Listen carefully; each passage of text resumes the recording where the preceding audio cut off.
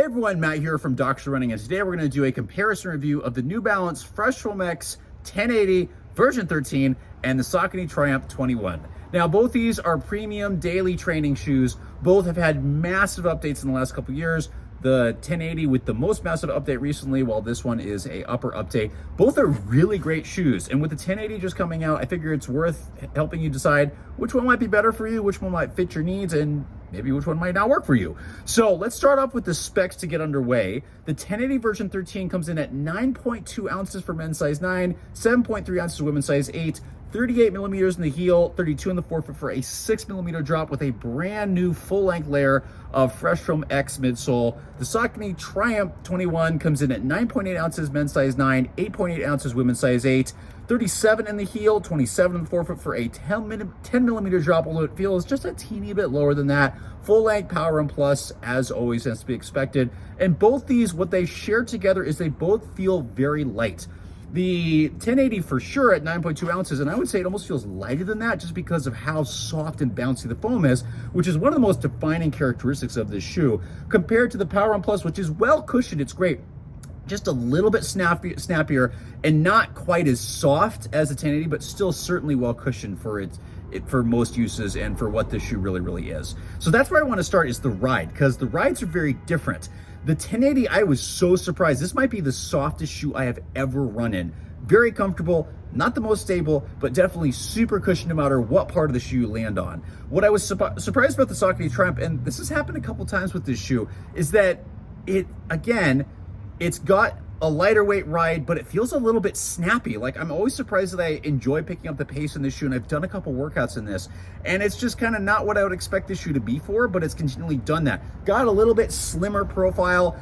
The Power and Plus really responds really well underfoot, so a little bit more versatile over here, but the 1080, it's soft. It's a recovery day shoe. It's an easy mile shoe. It's a long run shoe. It's not a shoe you're gonna pick up the pace just because the foam, while super soft, isn't super resilient. It's very compliant and compresses, and it's just kind of slow to come back as opposed to the Power and Plus. So if you want something a little bit more versatile that can pick up the pace, the Triumph, again, not a racing shoe, but something that you want that option, the Triumph 21 is gonna be a better option. But if you just want the softest thing you've ever experienced for easy runs, easy mileage, 1080 is gonna be really great. Both of them, like I said, not stability shoes. I would say the Triumph 21 kind of wins a little bit from the sidewalls that it has. There are mild sidewalls here in the 1080, but it's just so soft. It's not a shoe that's going to work well for those with stability needs. Not that it's bad. Again, the midfoot doesn't narrow a lot. It's really good, as it does narrow a bit over here. But just the firmness in the Triumph works just a teeny bit better. But it's not a terrible shoe, right? The 1080 in terms of stability, it's just so soft. It's not best for those with stability needs. There's some other really great options that I might pull you towards. Definitely in terms of stability, the More V4 is definitely more stable with the sidewalls and how things are set up. For Saucony, the Tempest, the Guide, there's a lot of shoes that might have a little better stability, but again, more neutral in their ride. Uppers were kind of surprising. So over the last couple of years, I thought the Triumph would fit snug, but you can see how tight I've had to tie the laces. The forefoot and midfoot actually have a good amount of width in them, which is really nice. And I had to tie it down to get a secure fit. The heel, though, is very snug in the Triumph. Again, there's a thicker heel counter here that those that are sensitive to that, please be aware of it. It didn't bother me, I think, because of how rounded it is, but really snug in the heel, something to be aware of. The 1080 is more consistent. It's got, again, kind of riding with its midsole, very relaxed fit. It's not super wide, it's not super narrow, it sits very pleasantly in the middle, and the knit upper definitely has a lot more volume. So, and the volume on the Triumph, it's a little bit lower, so just be aware that it's wider but a little bit lower.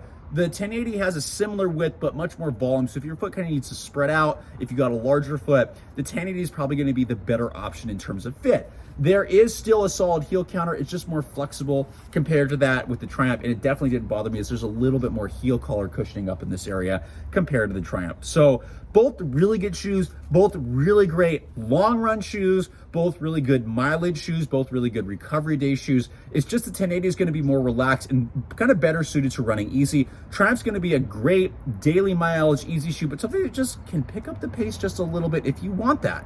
And both shoes are great. And what I'm so impressed about about is these premium daily training shoes used to be super soft and super heavy. That's not the case anymore. In fact, they're actually getting lighter than some of the or almost as light as some of the non-premium shoes, which again, if you're paying $1 for, I definitely want something to be lighter. So both really good options for mileage, really good options for easy days, but what direction you want to go in terms of speed, that's where things might get a little more versatile, a different change. And definitely, if you're talking about fit, that's where things definitely change. Hope that helps. Hope that helps you make your decision. Appreciate you not getting bothered by the bells, and we'll see you next time on another video.